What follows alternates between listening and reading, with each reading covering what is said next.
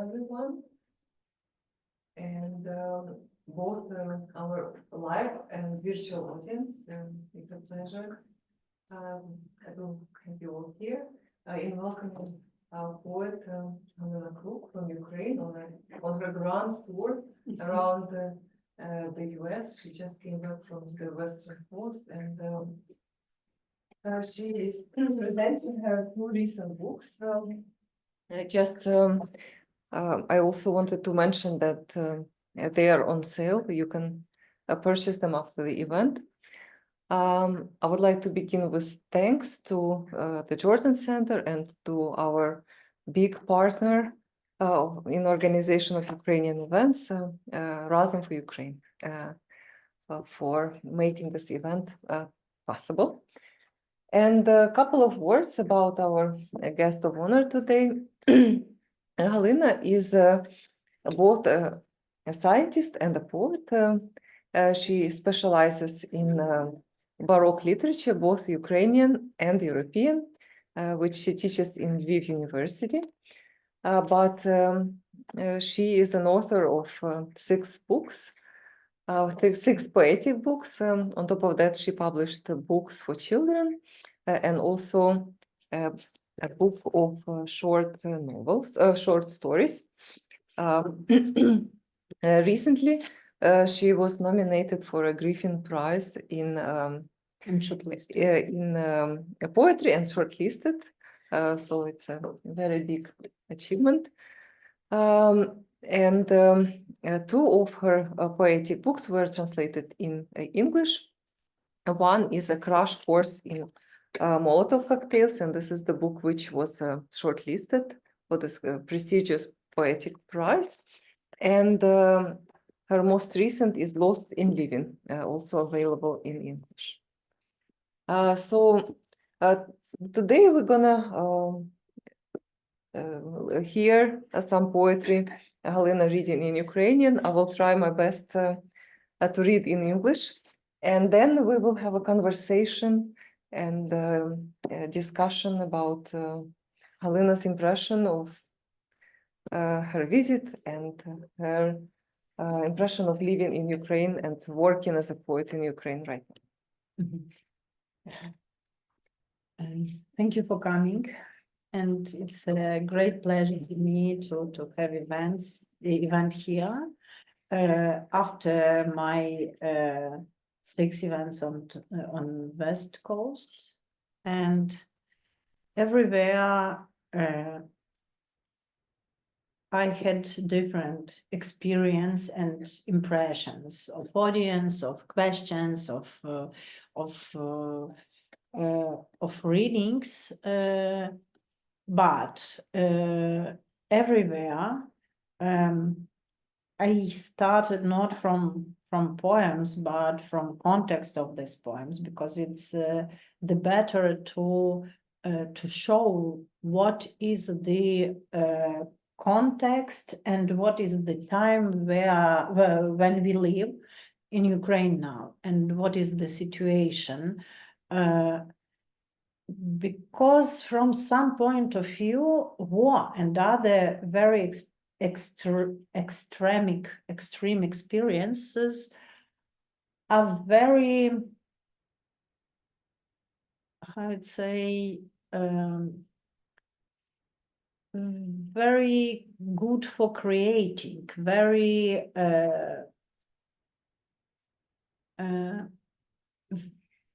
very plaintish,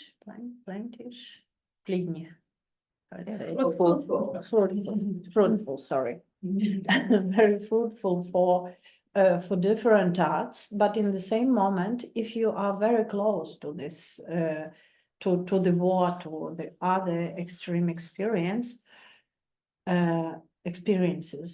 it's not good way to write and to create something. You take it as a person from the person from inside, not from outside, and you see all this situation more close and in different way.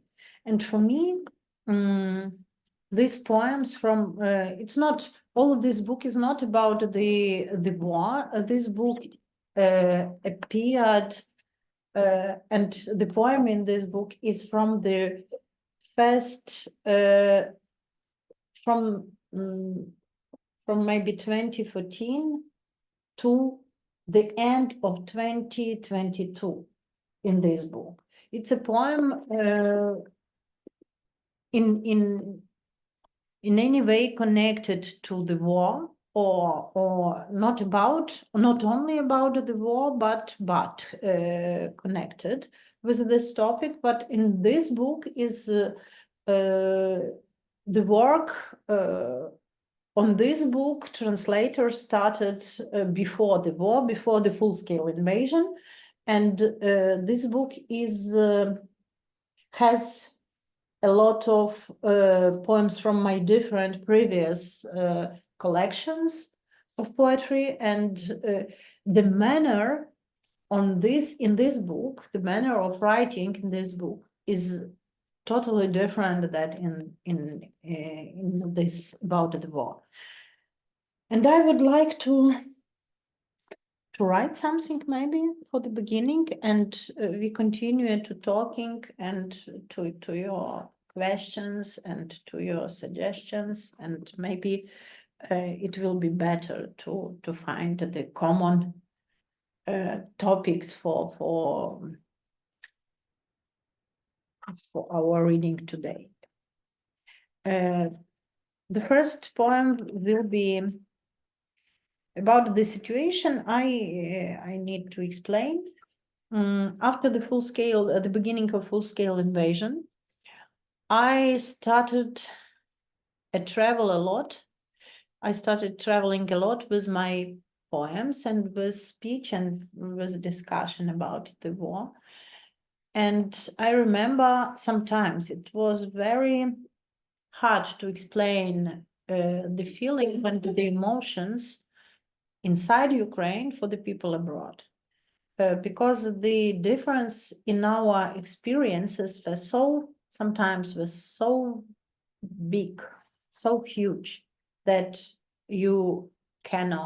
sometimes you cannot explain some very, very awful things. And I thought at that time that I will try to be besides these two words, the world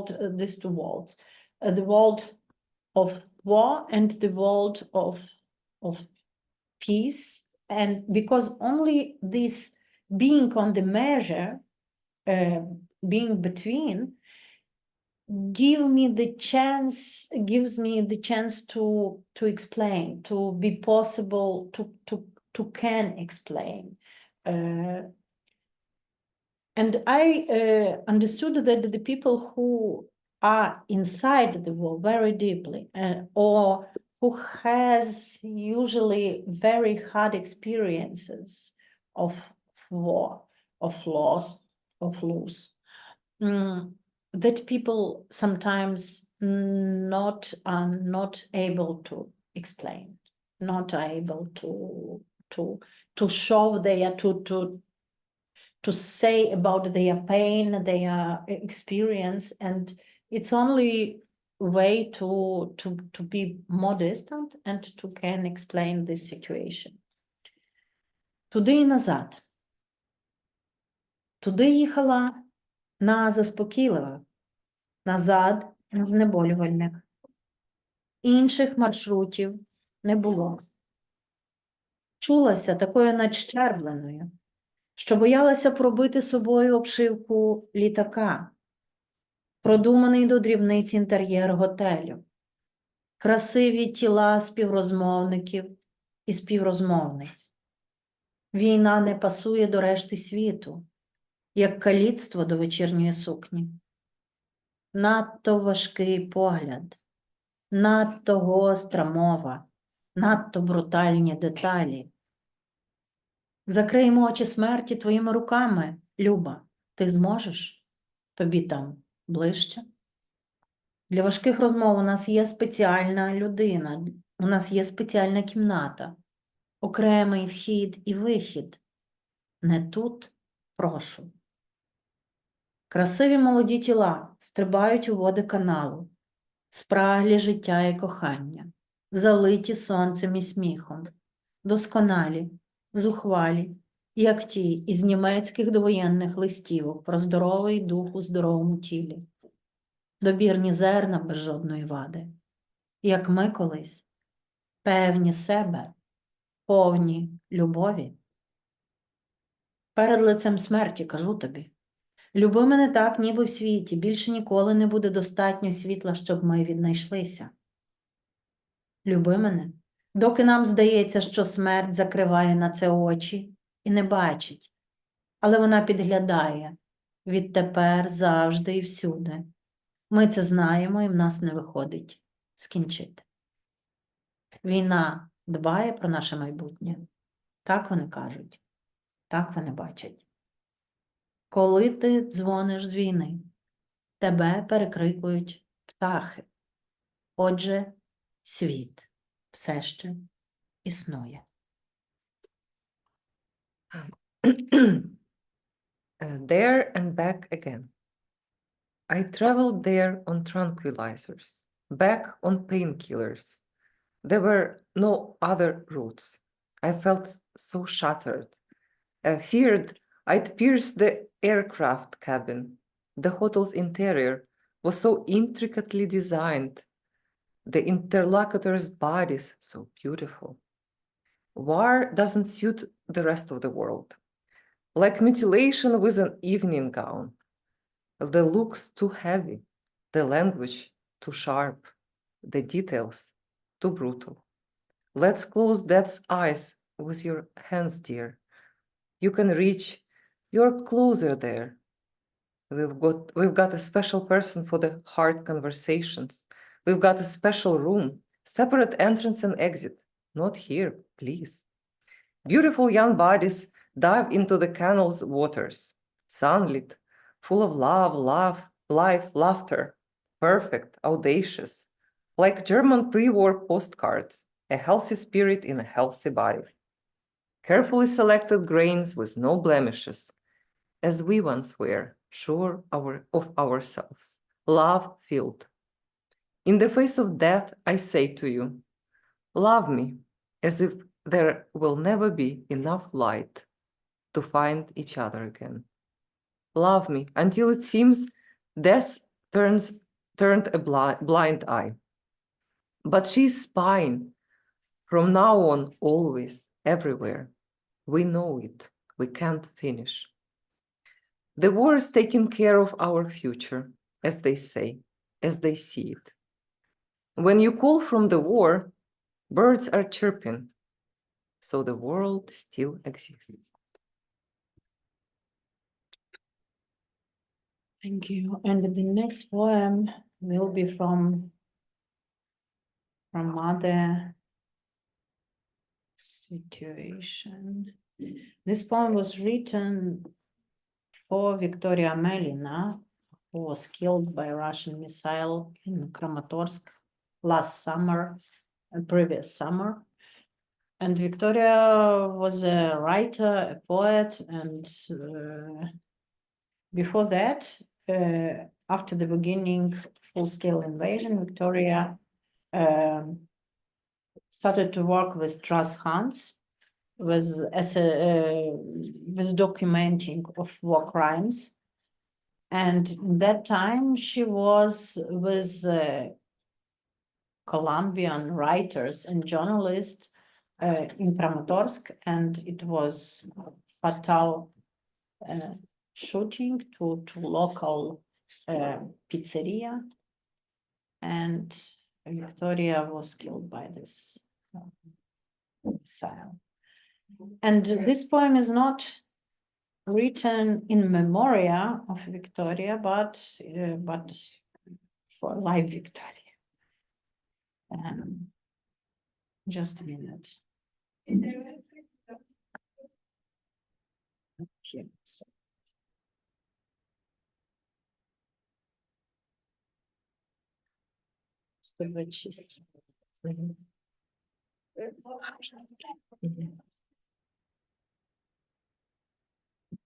Ось ми з тобою і стали тими, що приносять.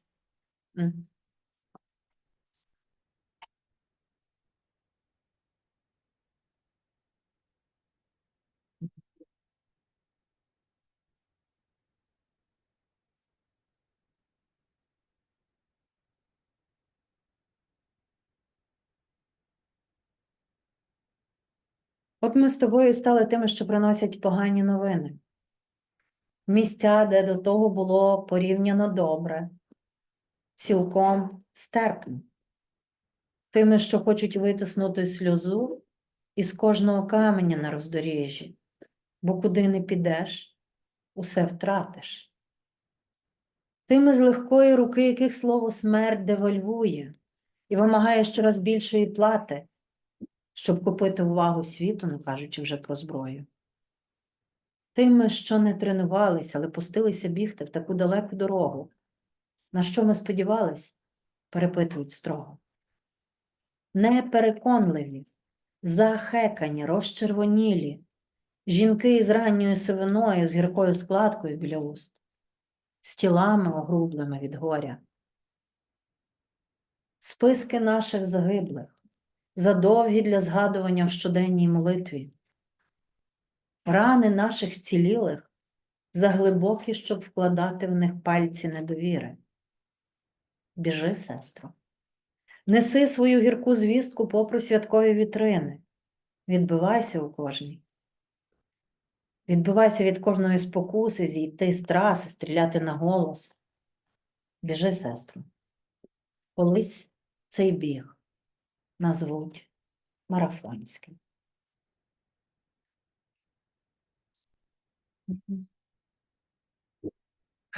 So you and I have become bearers of bad news to places that previously were relatively good, wholly tolerable.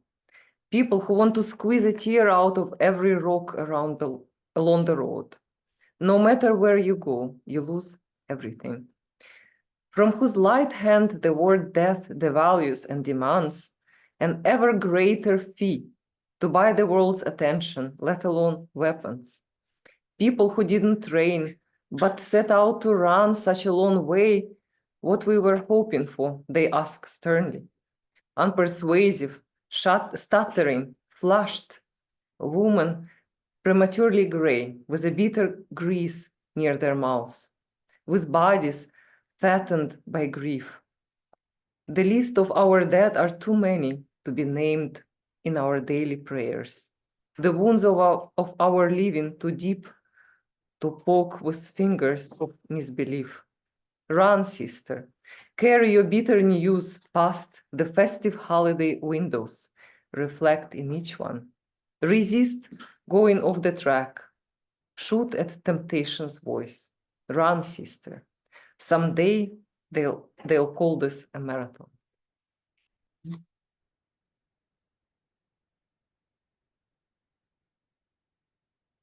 And what about the poetry of war in general? What I would like to say, it's a very unusual that in time of war, the first genres in literature, in fine literature,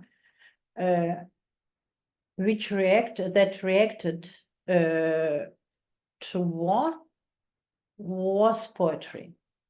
It's very strange, but poetry usually can to take our everyday emotions, experiences, and feelings. And time of war is very intensive, and every next moment, every next day, we have something new, and we forgot the previous emotions, and we forgot the previous feelings. But poetry allows us to remember these moments, these old moments. And in the same time, poetry documenting usually documents the situation, but another way that it do the documental genres, the journalistic works, the video and the audio recording of different events. But what poetry can do with, usually can do with it, it's very strange, but in time of war, poetry go back to the very basic settings. For example, the one way is I understood after the beginning of full-scale invasion, I understood why in ancient Greek literature we had epos, because it's about it's a memorizing of events and situations where in that time. And the other function is not only documenting, but documenting for memory, yeah, for us, for other people, for memory, for whom who will be alive and not will have such hard experience. But it's an illusion, because the people we read about for example, we read a lot of works from time of Second World War, but only after the beginning of full-scale invasion I understood what about they were.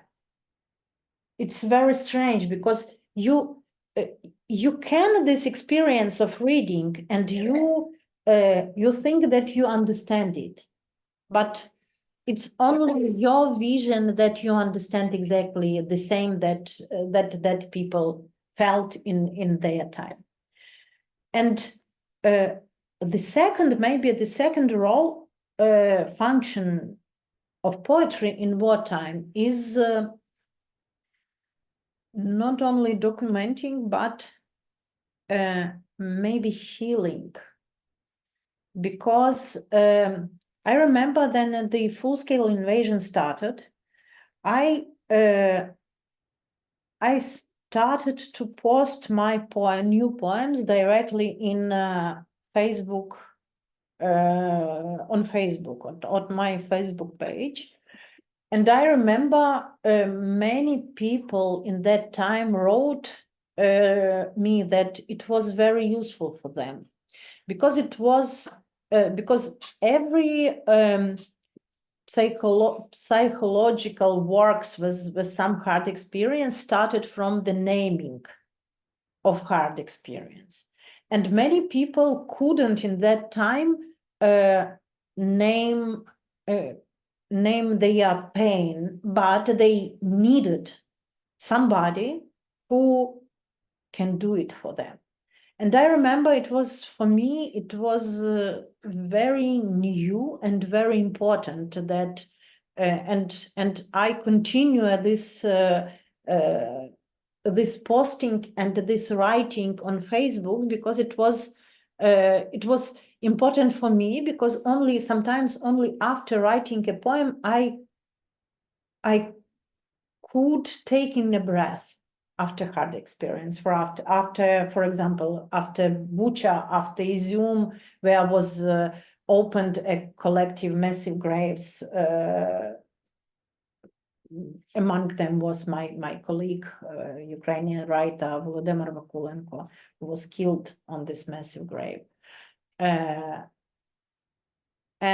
I remember I don't change this. I didn't change this poem after posting, because for me it was important to do to write very simple and very simply and very directly, exactly about the situation, exactly about the emotions, and I after that, I didn't change this poem, maybe only some words, as only some mistakes. And the third function after this documenting and healing is, for example, and with this documenting and memorizing, I remember two very strange situations with my poem. Twice I was asked by people, by other people, to put my lines of my poems on the memorial of people. First time it was on the memorial of victims of Maidan, Revolution of Dignity. And second time it was 2 years ago on the memorial of Ukrainian doctors killed in time of war.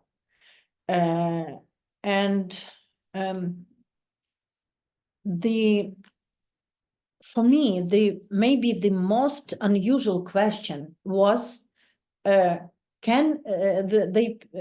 people asked me, can they take my name? Need they take my name to put on?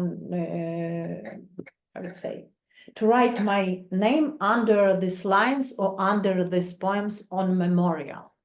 And in the first one, it was a very interesting question, because the people ask you the permission to put your name on the memorial on the stone with the other names of victims. And it was so strange. And I say, in first time I said no, because it was really on the stone. And I'm alive. I'm not a victim of this. But in the second time, it was separate, all poem on separate place. And I say yes, but it was an interesting question for myself, because it was not only about my experience, it was about some collective experience. And this collective experience, it's very interesting, because this collective experience changes your the subject of your poetry, change I into we, into something other. And it's not very usual for modern poetry, in European, for example, meaning. I don't know, maybe in in US meaning too.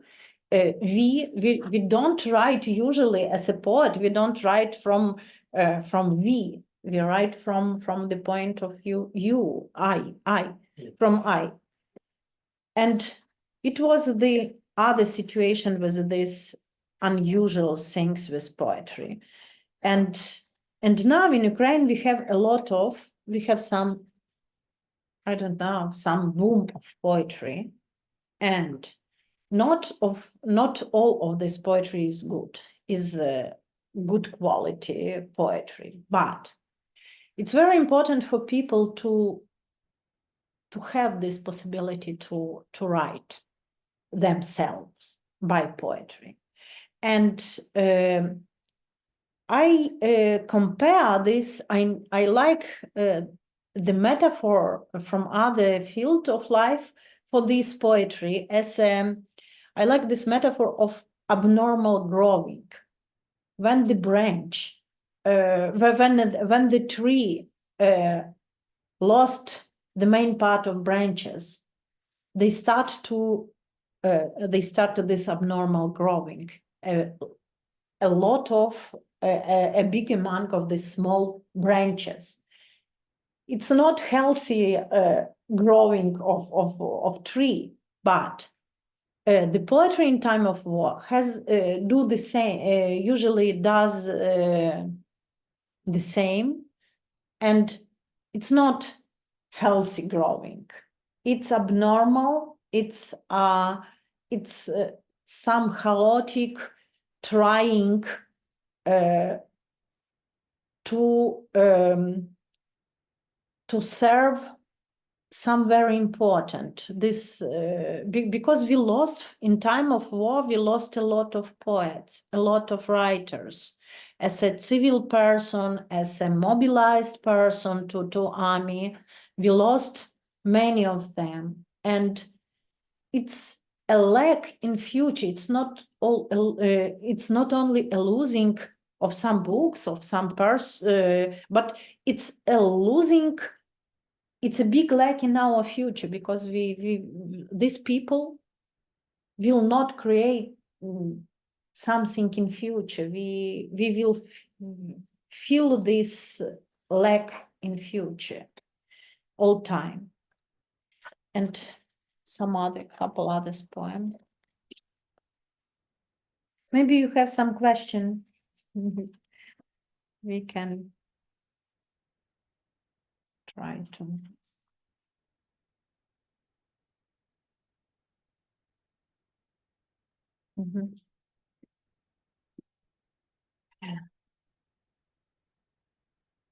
Точка біфуркації. У Львові часів війни, потім напишуть вони, було потужне літературне середовище. Напевно, щось вони видавали гуртом, як колись там Метуса, або збиралися на літературні читання, бо що ще робити під час війни поетам? Стільки їх тут опинилося нараз внутрішньо переміщених і зовнішньо нестабільних, як колись ненадовго у першу і другу, проїздом в Європу. Перш ніж залізна завіса розітне похитливе, оголене тіло модерного світу. Так, по-живому. Хоч тоді більше йшлося про Прагу і Подібради, Варшаву і Мюнхен, але й цього разу теж говоритимуть про Варшаву та Львів, Чернівці та Ужгород, Івано-Франківськ і Тернопіль, де стільки було їх нараз тих поетів, що здавалося, на кожному кроці можна втрапити один до одного вірш, в тривожні сни, в історію, в новини, на одну підлогу зі спільним матрацом, під одну перехідну клаптикову ковдру, яка точна метафора людського співіснування часів війни, але, на жаль, зужита, в одну родину надщерблену і неповну. І поясни комусь потім, що перші місяці ми перетиналися лише випадково, винятково по справах на кілька хвилин, часом на вулиці, не відразу впізнавшись, сахаючись, ніби згадавши про щось безповоротно втрачене і більше недоступне, обіймаючись замість слів, щоб сховати набіглі сльози. Як ти? Як ти? Ні слова про літературу, тримайся, тримайся. Мовчазні й зосереджені, як перші християни, що побачили чудо Христові на власні очі і ще не знають, як їх розуміти, як їх розказати іншим, щоб ті повірили і не кпили. Як нічого не перекрутити і не наплутати, бо ніколи не ясно, які деталі важливі, якими можна знехтувати. Кожній розповіді потім. Ми розходилися із тим, що з нами сталося, як апостоли в різні кінці світу, проповідуючи кожен свою версію Євангелія. Бо всяка віра тримається на мільйонах особистих свідчень, на безлічі приватних історій з тої точки реальності, де ніхто нічого ще не знає і не розуміє, що зробив той чоловік біля померлого Лазаря і як йому це вдалося. Якось і це бачили, але не всі увірували відразу. Особливо, якщо це віра у перемогу із точки, в якій ще її нітрохи не видно. Так про це напишуть у відповідному розділі української літератури початку 20-х. Основне не забути потім, що все це було зовсім не про літературу. Bifurcation point. In wartime Lviv, they'll write later, there was a strong literary milieu. Most likely, they published as a group, like those modernists in Metusa, or gathered for readings, because what else would poets do in wartime?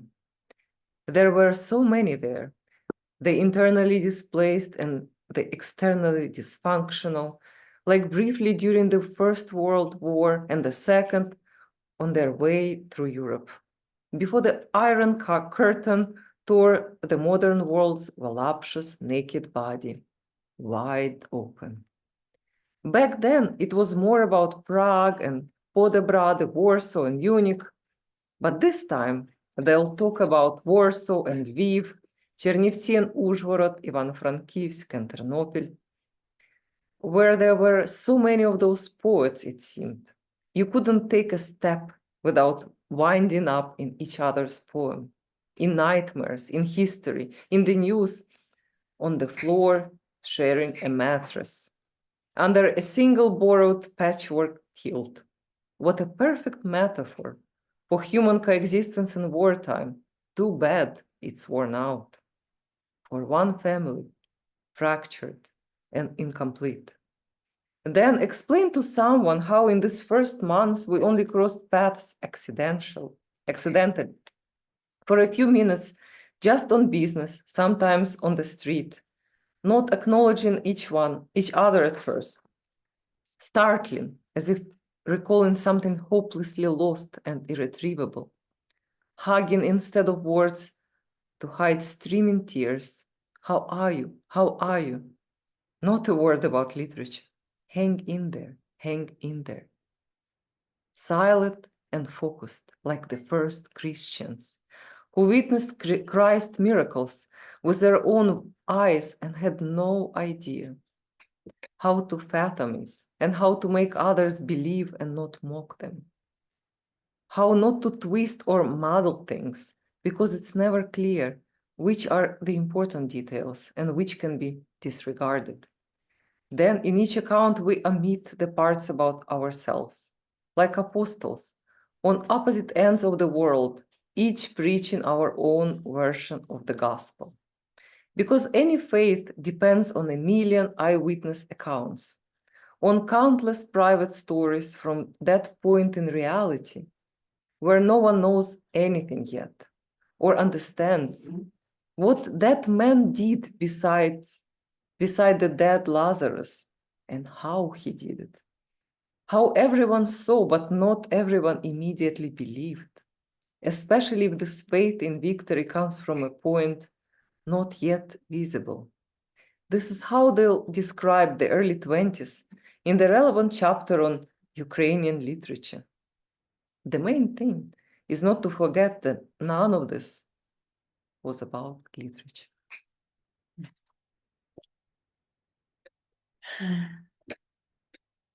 And this book appeared in Ukraine later, a Ukrainian version, Ukrainian poem. It's unusual that the Ukrainian poems appeared before in American book, in original version. And after that, only a couple weeks ago in Ukrainian book, together with my previous books. And it was, the main reason of it was that I wasn't sure, for Ukrainians, this whole experience really was very hard.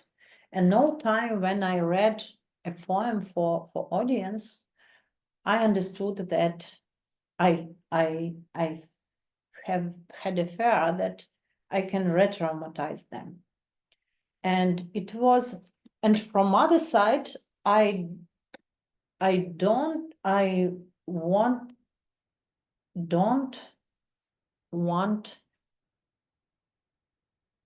appropriate the collective experience, because the book in usual our world is a commercial thing.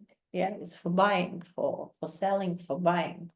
But in the same moment for me, that poems was about something other, not from our usual relationship in especially on the market.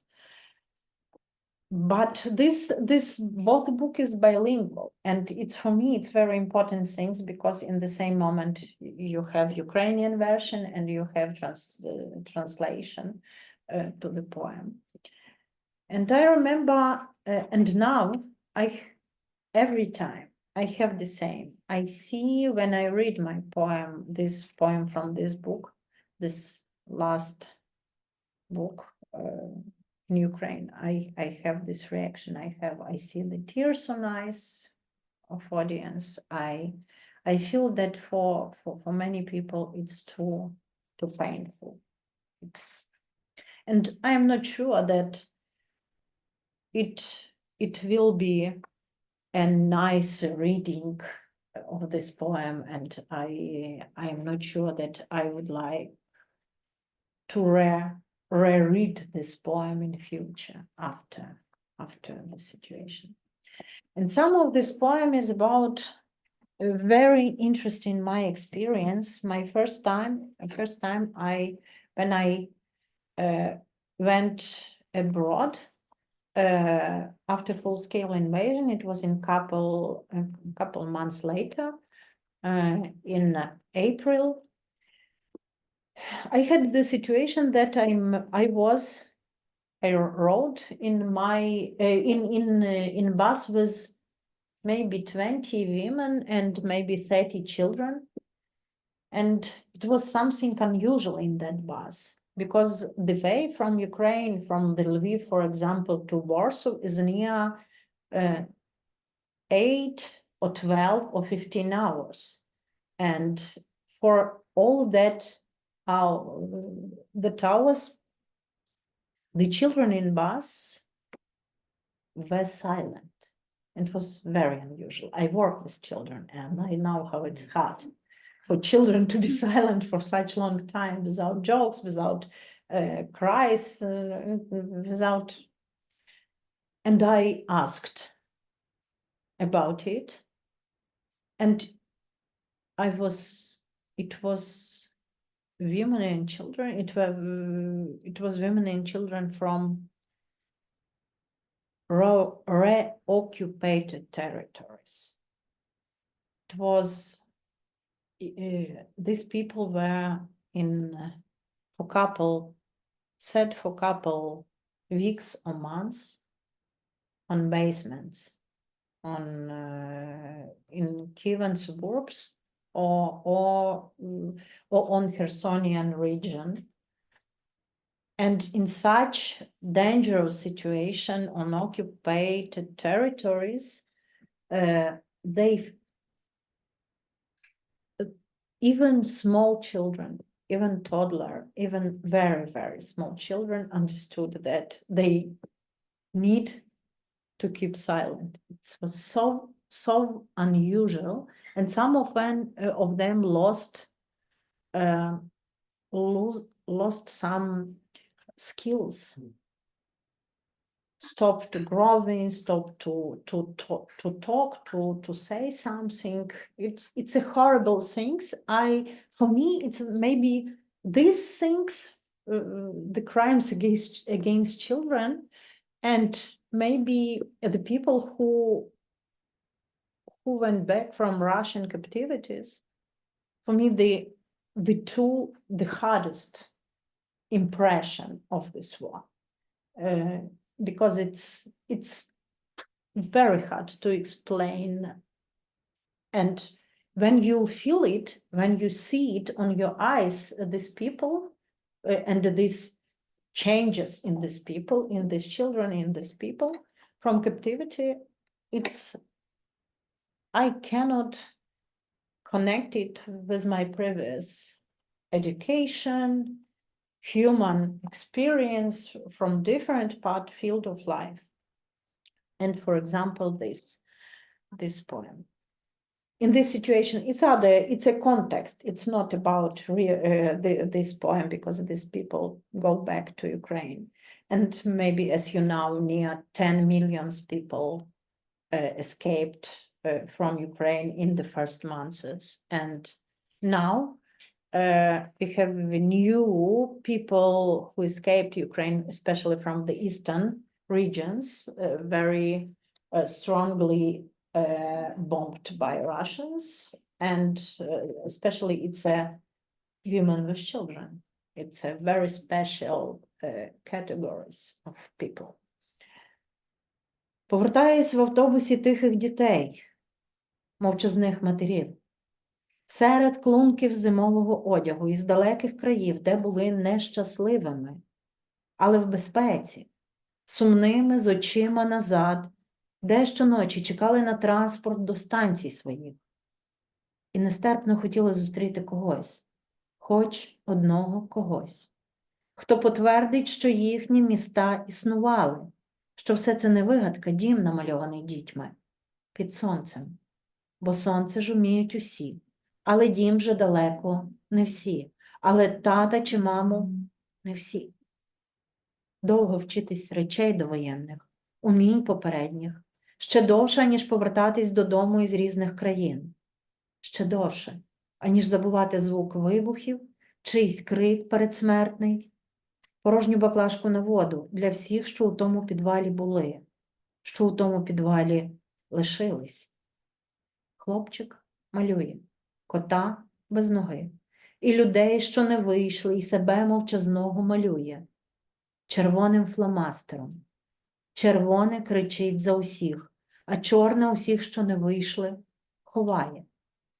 Автобус везе нас додому, крізь ніч, попри пам'ять узбіч, попри страх, що ні міста, ні дому немає. I return on a bus full of quiet children. I return on a bus full of quiet children, silent mothers, with bundles of winter clothes from distant lands where they were safe but unhappy, sad, eyes looking back, where they waited each night for a return trip, longing to meet someone, anyone, to tell them that their cities were still there, not made-up homes drawn by children, beneath the sun, because everyone knows the sun, but home, far from everyone, but dad or mom, not everyone. It takes so long to relearn pre-war things, former skills, even longer than coming home from various countries, longer than forgetting the sound of explosions, someone's dying scream, the empty water canister shared by everyone in that basement who stayed in that basement. A boy draws a cat without a leg, and the people who never came out, and he draws himself silent, with a red felt pen, red screams for everyone, and black buries the one who didn't come out. The bus carries us home through the night, past memories on the roadside, past fear that neither home nor city is there. And it's a big difference to be in, how would say, to be in emigration and to be escaped from the country with war. It's a big difference. Because when you know, you cannot, your home, many of my friends couldn't take anything from their home, not photos, not some very important things from memory, not anything. And for me, it's maybe the most sad for in this situation for that people, because they lost not only, some of them lost not only the today, but the past. And some of them tried, some of them said me, especially from the east part of Ukraine, said me that we never will go back there because we haven't nothing there now. We haven't our houses, we haven't our cemeteries with our dead, and we have only empty place, and it's too hard for many people to see the empty places. There they were happy, there they live with their parents and their relatives. It's not my situation because I am from western part of Ukraine, but I very well understand it because my husband is from Kharkiv, and for him it's a situation that I remember that years ago my father-in-law dad was dead dead near Kharkiv. It wasn't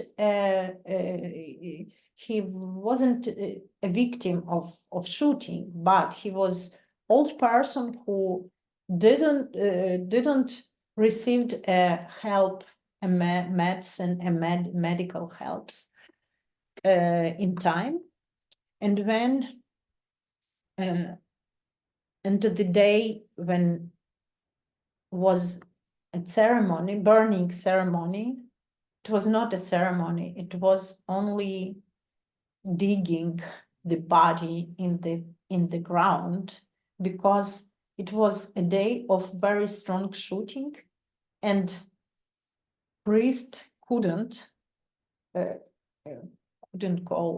reach that place, and my husband and his sister with some other people dug his body on the cemetery, but without the ceremony. And for me, the war consists from different very, very awful small things, a lot of very awful small things. But in general, totally, the small things consists this all ugly world of war. And I don't know how to explain this moment, but for me, I remember that on the beginning of full-scale invasion, one journalist from Sweden asked me what the horrible things I feel I lost in this situation as a writer. I lost, I need a help in English, легкість.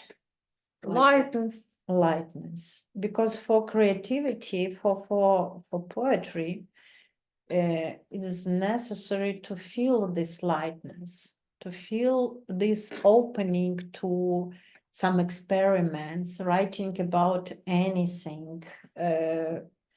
And after the beginning of war, I felt that I'm so heavy, I'm so it's obligatory to see in some direction, because it's not honest to see another direction, that you have pain, you have war in your country, you have a lot of everyday tragedies around you, because each third family in Ukraine had their victims in this war.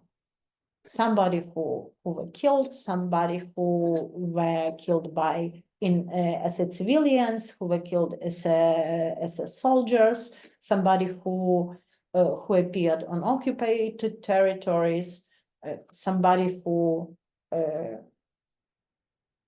is in captivity, and others, or who disappeared and on front line. And it's a big problem, because in Ukraine, when the body wasn't identified, didn't identify, the person is disappeared. And many of bodies are on the territory under attack. And it's impossible for last 2.5 years to take these bodies from their territories, and that a person without grave, relatives of this person without a possibility to to burn To bury these people. And it's a lot of different problem in society. It's a lot of I remember that after full-scale invasion, as a lecturer, as a professor in a university, I had a problem to give lectures because I hadn't a concentration on the topic of lectures. And my colleague, psychologist, explained me there that if you have a dangerous situation, if you live in stress, and you have really dangerous situation, you cannot pay attention to other things than very basic things of your safety. And many of us have the same because we live now in permanent stress inside Ukraine. And we tried to live normal life, but it's an illusion that we live normal life. We tried that to continue work, to continue study, but my students also have a problem with mental attention and mental possibilities to take new material because it's the same reason. The children in school have a problem with very basic concentration skills on some new material. And a lot of different problems. We have the other problem is it's not very close to poetry, but close to literature, because, for example, for prose, for writing prose, usually the writer need to be more distant from material. And it's the main problem for now, for prose, that we haven't this distance. We cannot allow us to be distant because we are inside. And maybe somebody who are abroad or who see for our situation from some distance can write, but not from inside. Inside we can write only some fragments of reality, or some documental, some essays, some diaries, some other materials, very, very documental, non-fiction material. And it's the time for me, this first years is the time for non-fiction, because we can lost it if we don't write it. And maybe it's not about this. Maybe some question helps us to continue, because I have a lot of poems here, but please. Well, thank you so much. Thank you for touching this aspect of the magic house too. I'm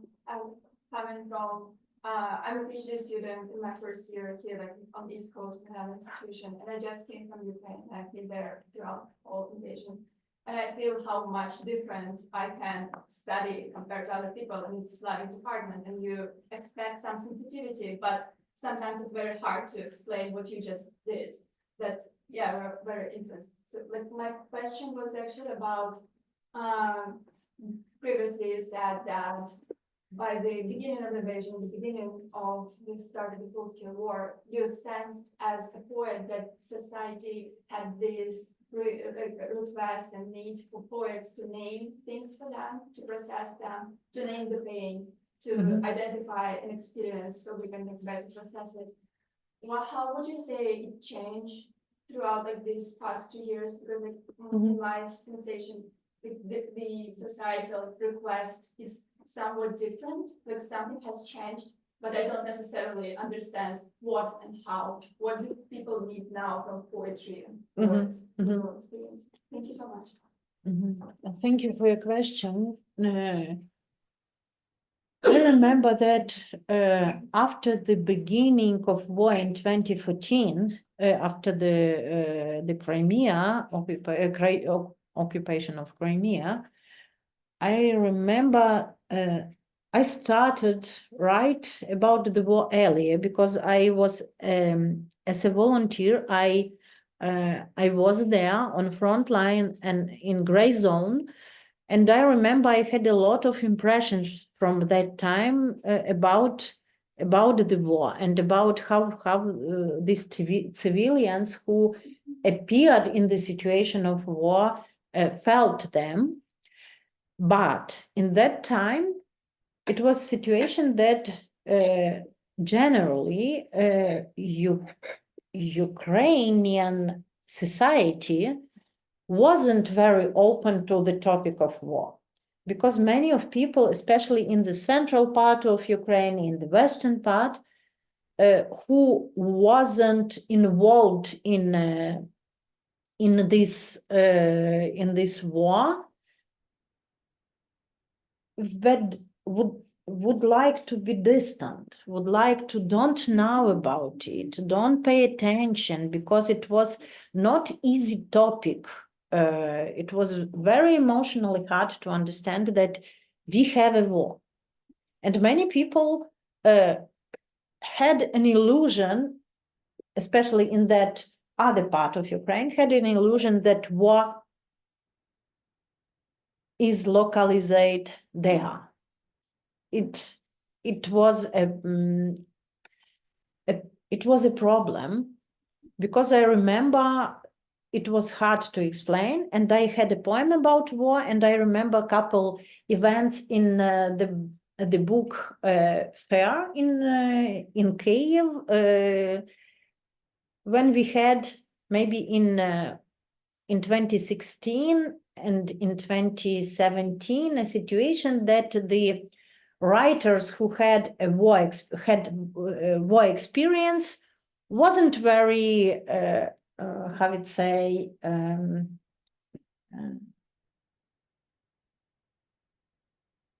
не були дуже гостинно прийняті. We're not too hospitably accepted in professional writing for professional writing formats, because it was not very professional. They were not professionals, but they started to write from their new experience, and it was not.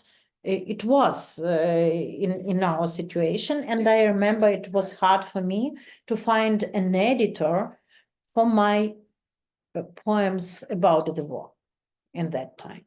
But later, it was very strange that a lot of people who previously were very distant of this topic, after the full-scale invasion, started to write about the war.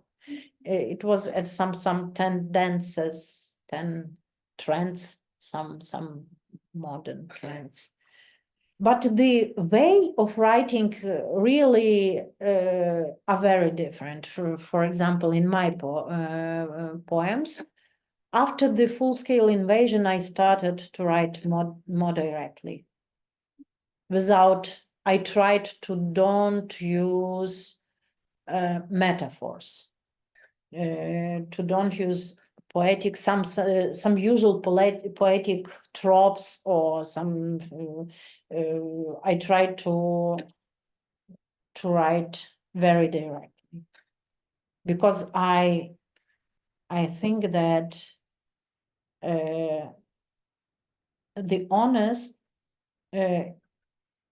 to be honest, is to write directly about the war, because war is very ugly, very sharp reality, very unhuman reality, and we don't need some poetic flowers for this topic.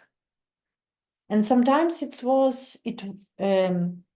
people in different countries said me that for them, these poems worked very well. They explained them, the situation, the emotion, our emotions, more better than news. Because poetry usually,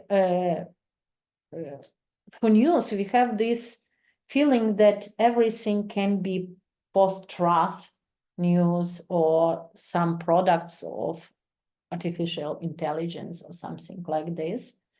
But with poetry, we don't expect that that is not true, and we believe in very direct way, and it works in such way, as I see. Yeah. Вона питала, чи щось змінилося. Тобто спочатку люди хотіли, щоб за Так. них їхній біль And- промовляли, а чи за ці 2 And роки щось now, змінилося? with this exception, perception, exception, and reflection on Ukrainian poetry and Ukrainian society, I can say that reading of poetry gathered the audience near between near 100 and more people now in Ukrainian society. It's a big audience, and many of them usually want to listen, not to read, but to listen about their experience and their pain. And it works, yeah. It's unusual, but it works.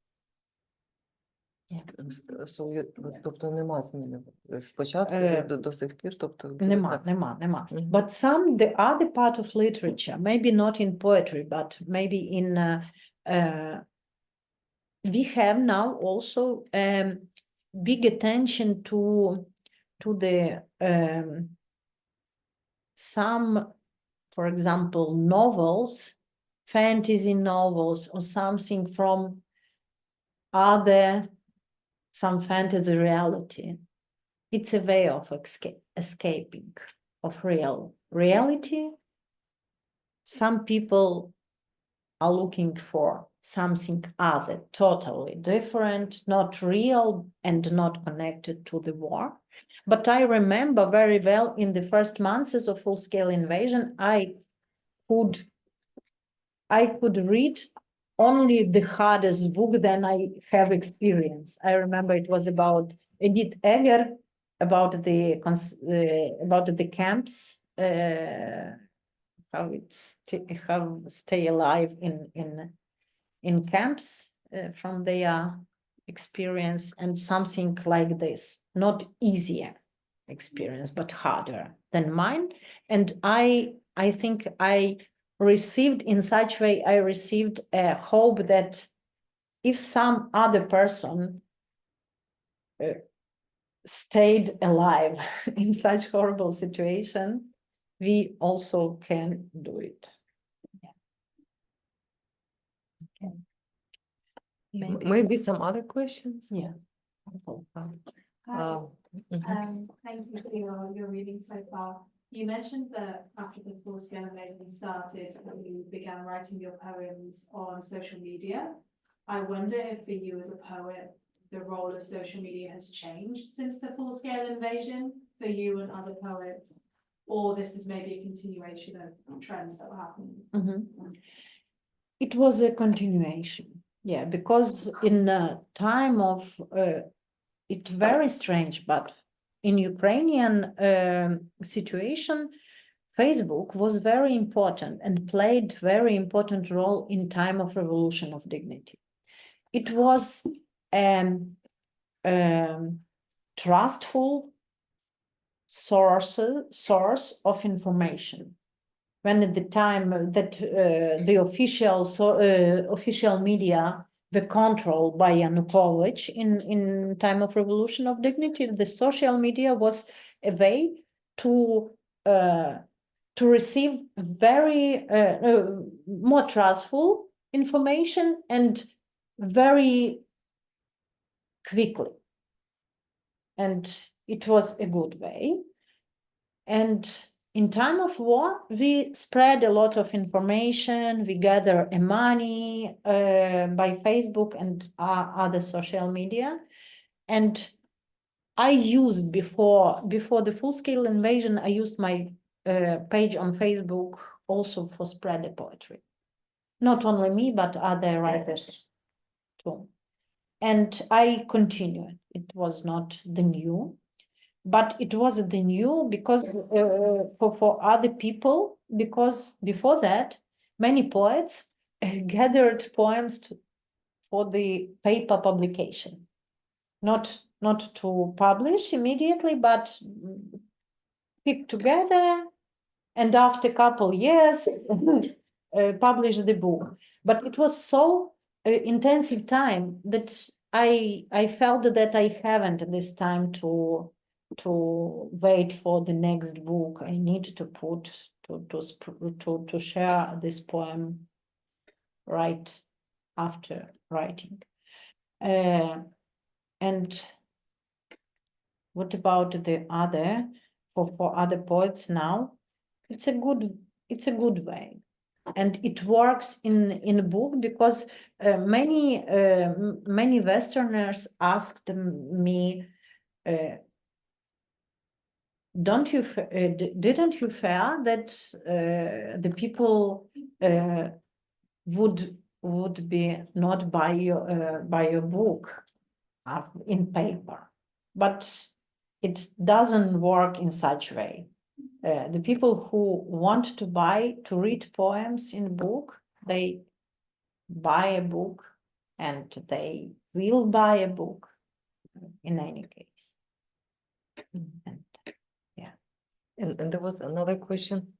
I was really taken with your image of the abnormal growth, right? Mhm. So it's this tree, which I think is Ukrainian literature, and right now there's this, and I wondered, thinking about your own work, or thinking more generally, what if that tree is still in these, so what is there anything from Ukrainian literature before the war that remains important, that remains significant? And I don't know if you have the distance to think, are there any branches that you think are going to reach beyond this moment, and what would that entail? Like what kind of continuities do you see with? Or is it all entirely shaped by this experience and this moment, and it's hard to see? I don't know nothing about anything about the future of this abnormal growing, but I'm afraid that it's not normal growing. Yes, and with the literature will be the same as with tree, but in the same moment, I feel that poetry is it's the right genres for such times, and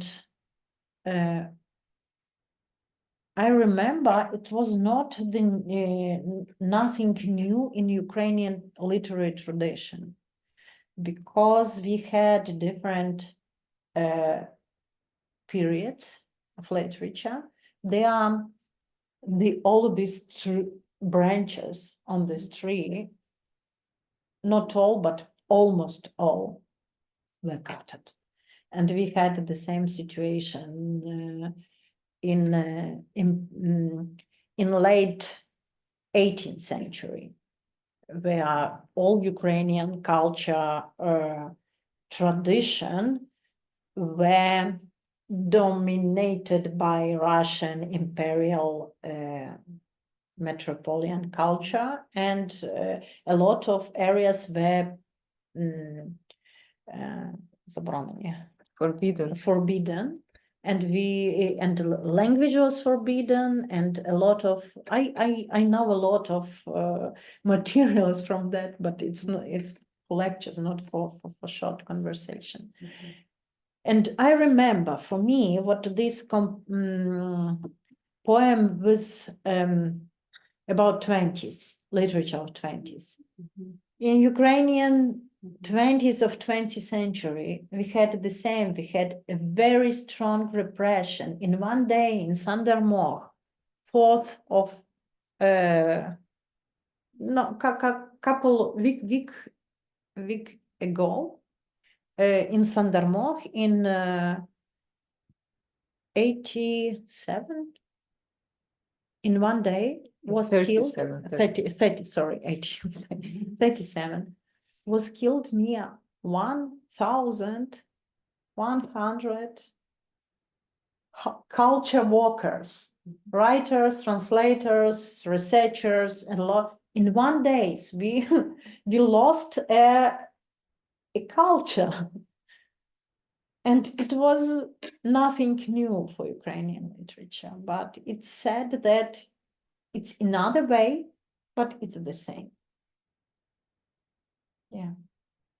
Yeah, I also wanted to add a bit of a cultural context translation. There is a very unfortunate tradition in Ukraine, how they trim trees before the spring. Sometimes they really cut so much. So when Halyna said, I immediately had this visual image in my head of this awfully looking trees, like, why do they cut so much? Yes. And they look extremely ugly. Yeah, Before, and then this like new like very small branches, like small crooked very strange looking branches appear from this trunks, basically almost like bold trunks of the tree. So it's like very locally ingrained metaphor that Halyna came up with. Wonderful. Yes, so much to think about. Yeah. Maybe more questions. Do we have any questions from our virtual audience? No, haven't. Maybe Verena, how much time do we have? 12, 15 minutes. Okay. in this case, I will read from this book. I will read the earliest poem from this book. The title of this poem is Bomb Shelter, and this book was written in 2012. It was in my, this poem was written in 2012, and it was in my book, printed in 2013, before the revolution, before the war, before the all of this experience. And when the full-scale invasion started, this poem were share, the people started share this poem on Facebook as a very new, because we met this experience. But it's a strange, I had a strange feeling, because a long time before we had this such, I had this such images. Just a minute. 174. Сниться мені бомбосховище на околиці пам'яті. Останнє вціліло зі шкільних уроків воєнки. Більше війни не буде, казала нам вчителька. Але кожен із вас, діти, мусить затямити у разі ядерного вибуху, застосування зброї масового враження та іншого казусу. Слід спускатися в бомбосховище, уникаючи паніки. Брати лише необхідне, нічого зайвого. Теплі речі, якби війна затягнулась до холоду. В бомбосховищі, знаєте, діти, не вмикають опалення. А хіба там і без того не буде гаряче? Кидав хтось із задньої парти дотепну репліку. А тебе, Гриновець, взагалі невідомо, чи пустять ще. Всім не вистачить місця, запаси води і харчів обмежені.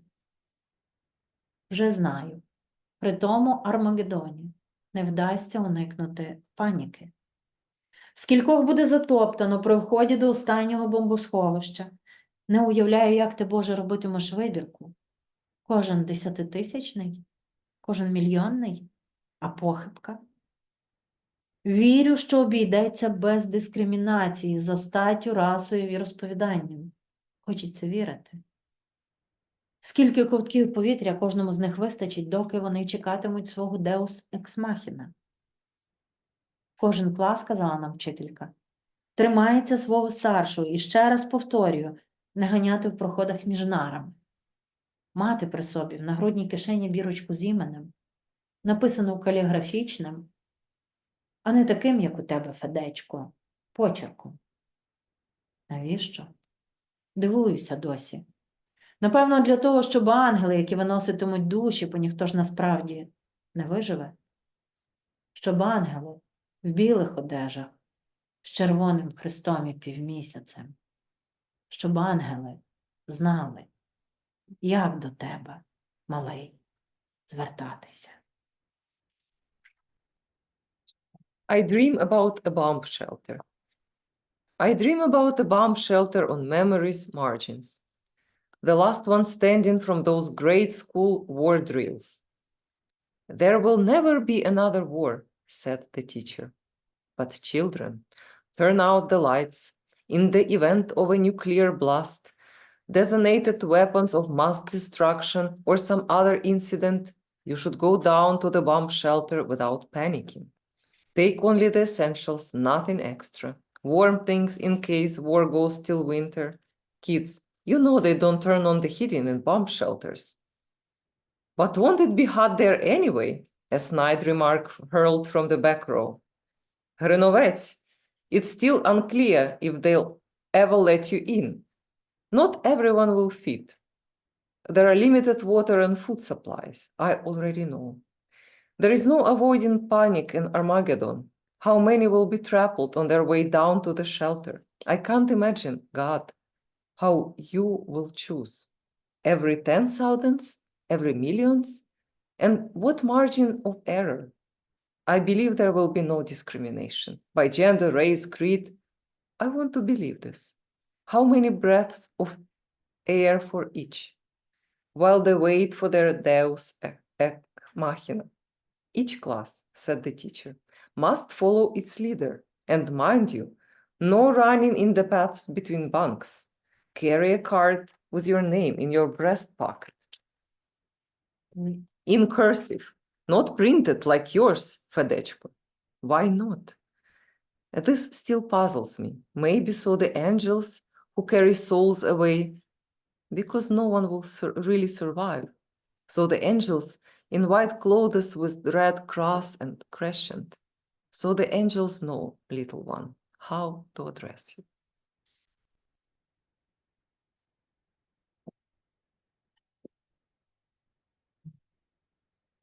And So, I don't know, we can finish by this poem, or we can finish by some question, some reflections. It's easily, I am very grateful for you, because the topic of war is not easy, especially in the world there you are not necessary to see on the side.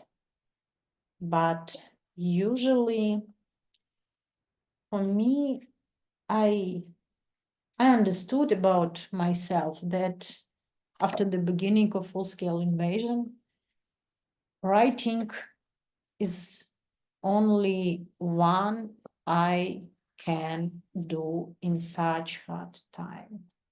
I cannot shoot, I cannot, maybe I cannot work as a